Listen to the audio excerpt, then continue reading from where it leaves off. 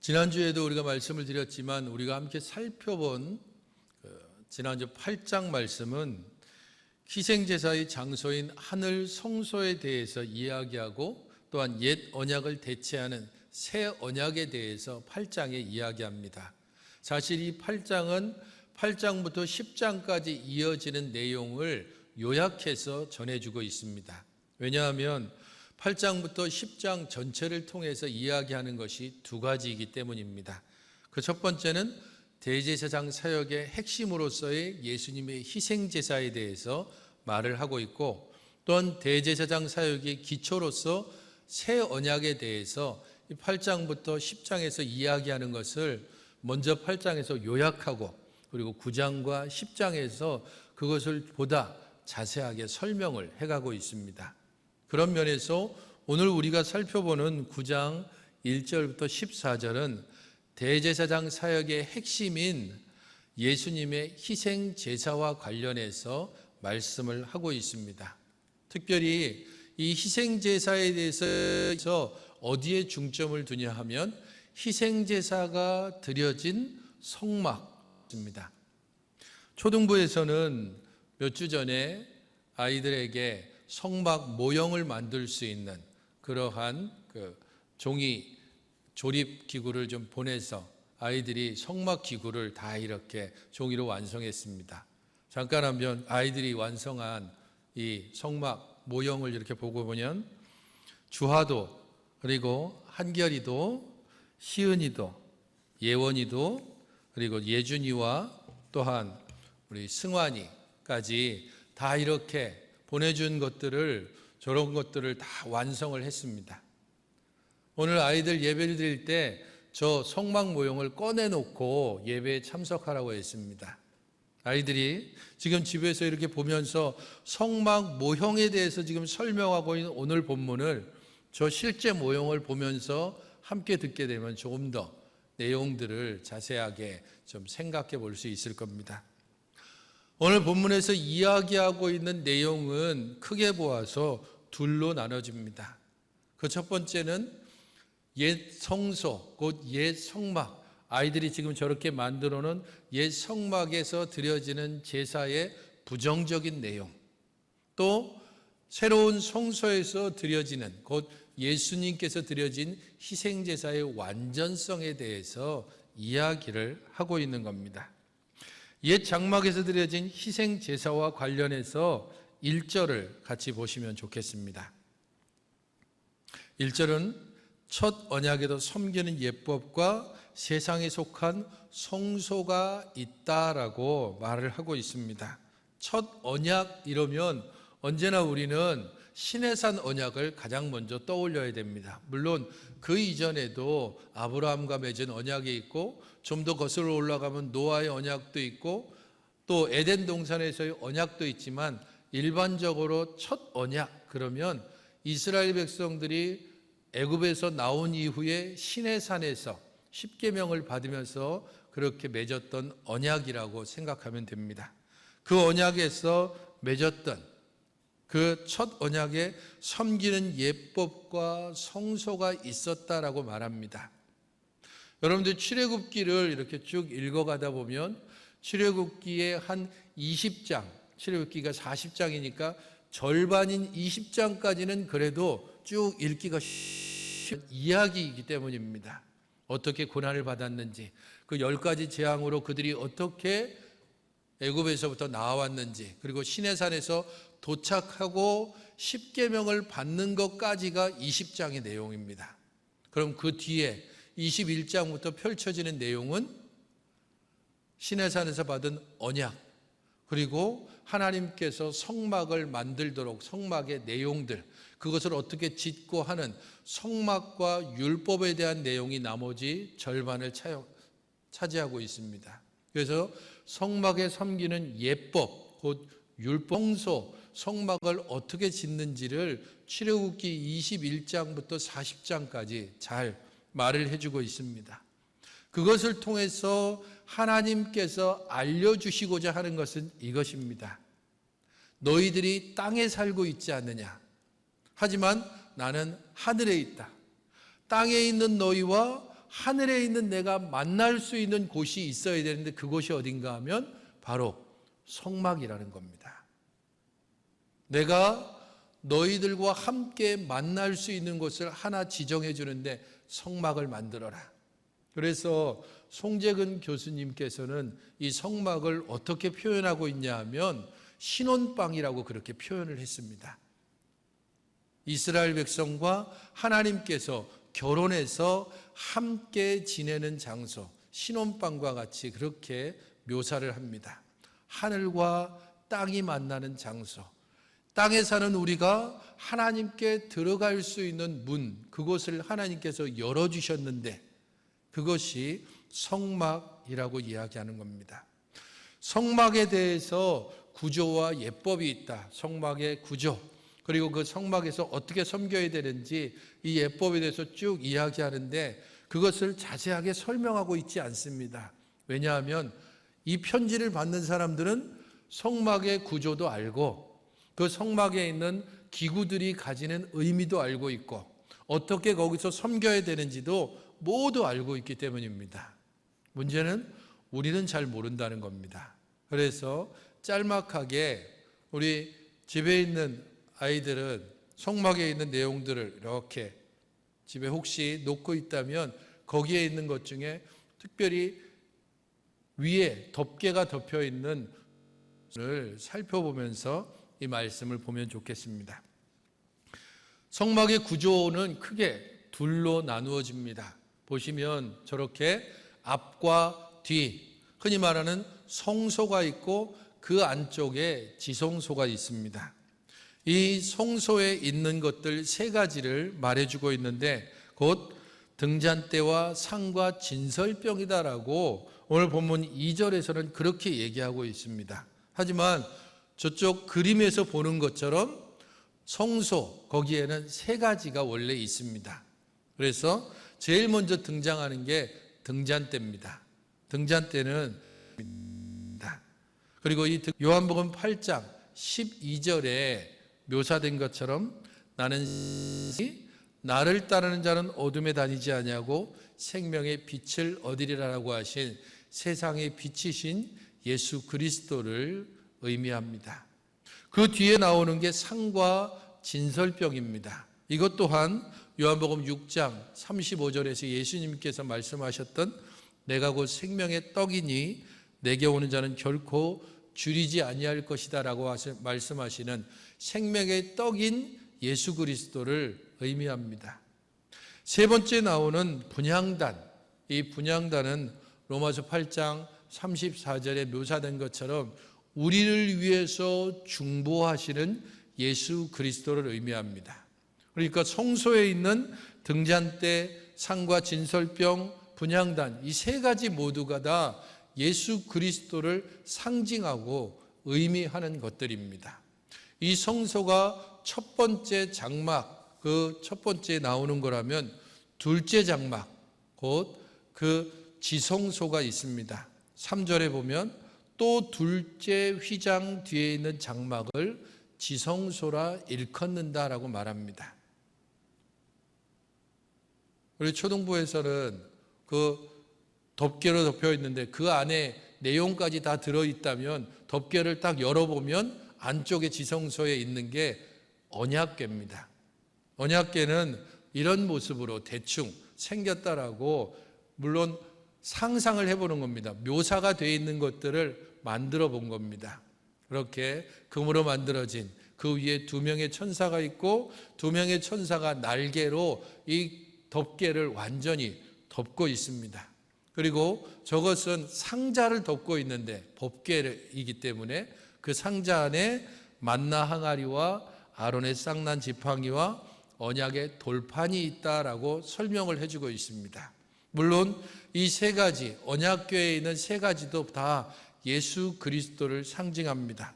만나 항아리는 아까 봤던 생명의 떡이신 예수 그리스도를 상징한다면 아론의 쌍난 지팡이는 부활이신 예수 그리스도를, 그리고 언약의 돌판은 말씀이신 예수 그리스도를 상징합니다. 이렇게 보면 둘로 나뉘어져 있는 성소나 지성소에 있는 모든 내용들 이렇게 그리스도로 가득 차 있는 것들, 그 모든 것을 통해서 하나님께서 보여주시고자 하는 것은 너희들이 지금 이 땅에 있지만 하늘에 연결되기를 원한다. 그리고 이 하늘에 연결될 수 있는 길은 구약 이스라엘 백성들에게는 완전하게 그가 누군지에는 알지 못하고 그냥 하나님께서 그의 구세주를, 그의 아들을 우리에게 보내주실 것이다라고 하는 막연한 그러한 예언을 주셨다면, 이 편지를 받고 있는 사람들은 그게 누군지를 분명하게 알게 됩니다. 누구죠? 우리 주 예수 그리스도입니다. 그냥 상징으로만 보여졌던, 기구로 보여졌던 그분이 우리와 같은 몸을 입으시고 우리와 함께 거니시고 우리와 함께 먹으시고 또 우리와 함께 애통하시고 그리고 우리들의 죄를 대신하여서 십자가에 달려 돌아가셨습니다. 바로 그것을 우리에게 알려주시고자 첫 번째 장막, 곧 성소를 만드셨다는 겁니다. 그 첫 번째 장막에서 섬기는 제사장들, 그들은 항상 첫 장막에 들어가 섬기는 예식을 행했다라고 6절에서 말합니다. 첫 장막, 곧 성막에서 섬기는 제사장들, 그들은 아침 저녁으로 들어가서 등잔대에 불을 밝히고 향을 피우고, 그리고 한 일주일에 한 번씩은 저 떡상에 있는 떡을 물려내고 새로운 떡으로 교체합니다. 이 모든 일들을 예법대로 그대로 행했다는 겁니다. 하지만 7절을 보게 되면 그러나 둘째 장막에서 섬기는 대제사장이 있다라고 말합니다. 그는 1년에 한 번만 들어가고 자기와 백성의 죄를 위해서 제물을 드린다라고 말합니다. 여기에서 이야기하고자 하는 것은 두 가지입니다. 곧 하나님께 나아갈 수 있는 것을 모든 사람에게 열어놓았지만 누구나 들어갈 수 있는 것은 아니라는 겁니다. 이스라엘 백성들로 하여금 하나님께서 내가 너희들에게 나올 수 있는 길을 주겠다. 그래서 성막을 만들었습니다. 그런데 그 성막에는 누구만, 제사장만 들어갈 수 있고, 그 특별히 성소 안에 있는 지성소에는 제사장 중에서도 대제사장만 들어갈 수 있다는 겁니다. 모든 사람이 하나님께 나올 수 있는 길이 열려져 있지만 누구나 들어갈 수 없고 제사장만, 또 그 중에는 대제사장만, 그도 지성소에는 1년에 단 한 번밖에는 들어갈 수 없습니다. 그게 바로 구약의 한계입니다. 옛 언약의 한계는 바로 분명합니다.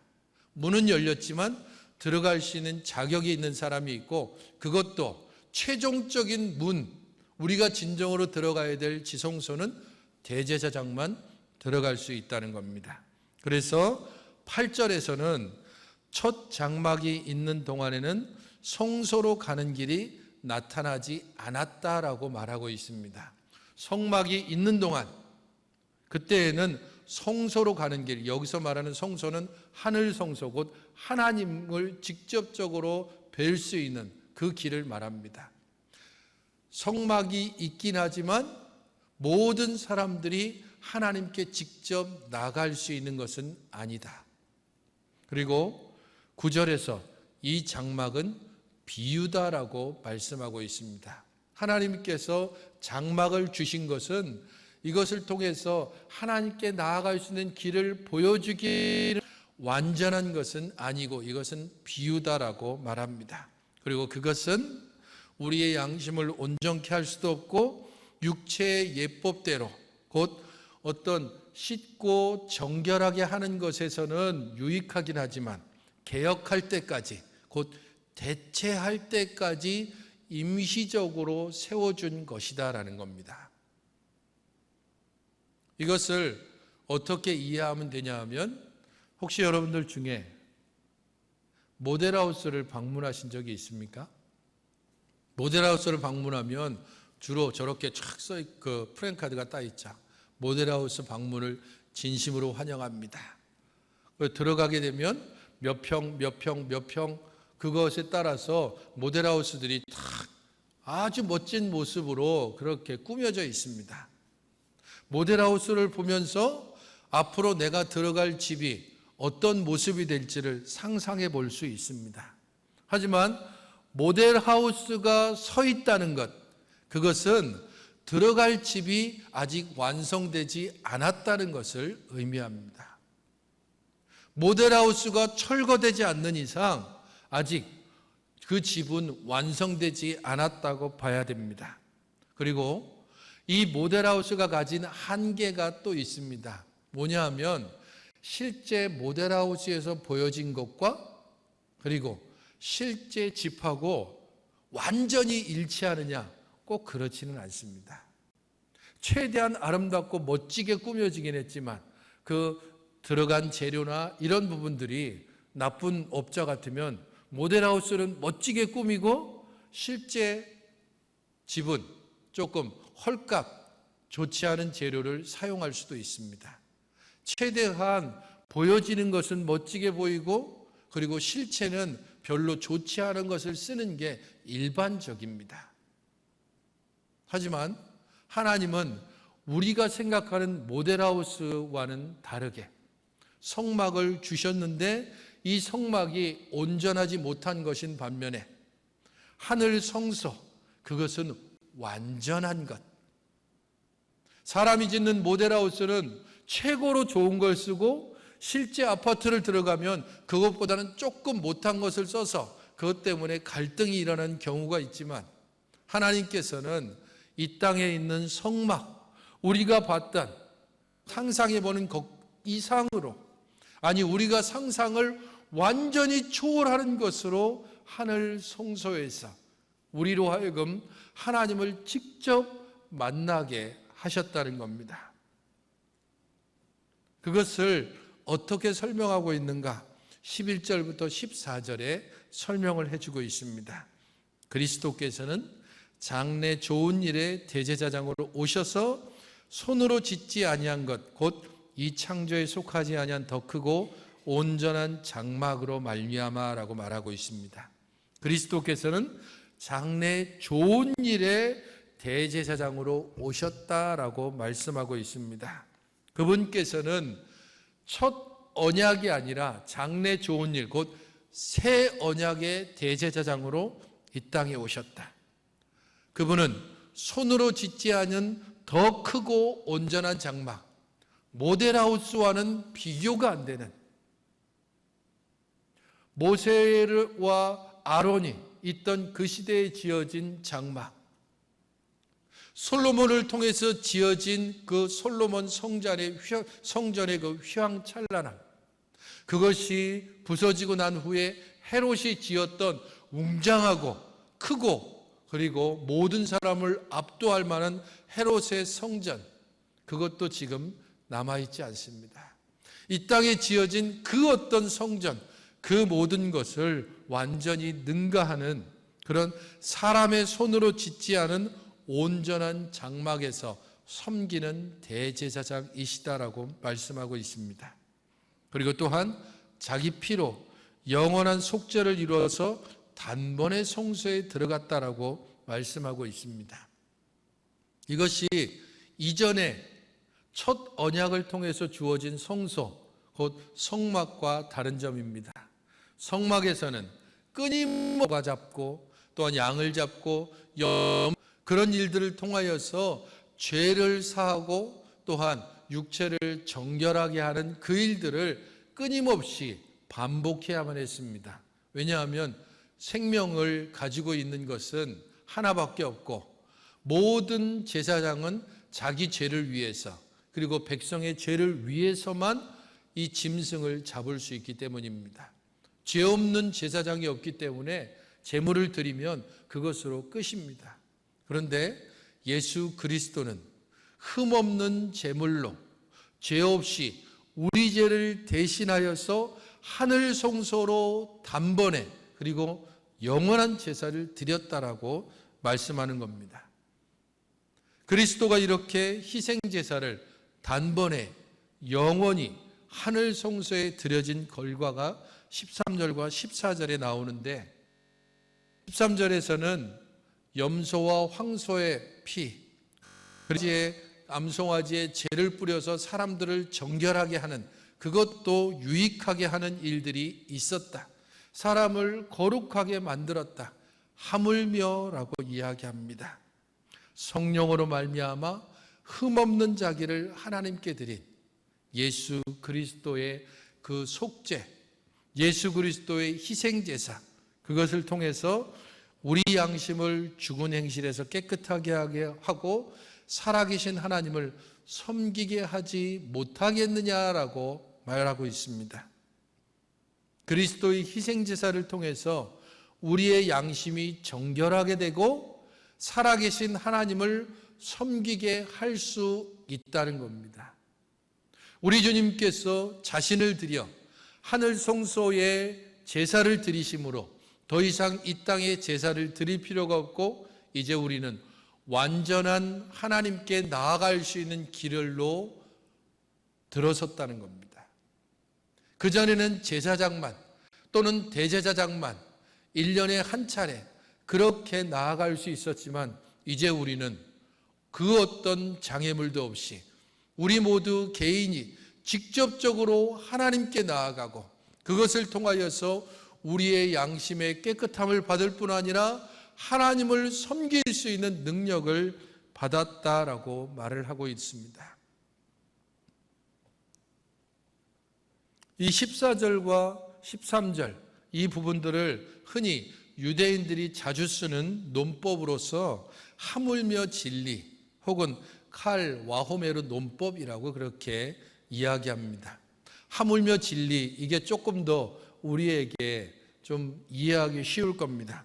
칼 와호메르라고 하는 건 히브리어에 나오는 말인데, 가볍다라고 하는 단어와 또한 무겁다라고 하는 단어를 함께 합친 겁니다.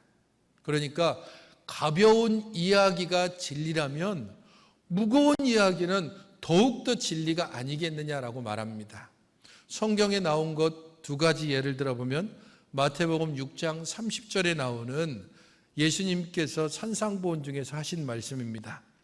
오늘 있다가 아궁이에 던져지는 들풀도 하나님께서 이렇게 입히시거든 하물며 너희일까 보냐, 이 믿음이 적은 자들아. 적은 그 하잘것없는 들풀조차도 그렇게 아름답게 입히시는데 뭘 그렇게 걱정하고 뭘 그렇게 근심에 쌓여 있느냐. 하나님께서 너희들을 먹이고 입히지 않겠느냐라고 그렇게 말씀하고 있습니다.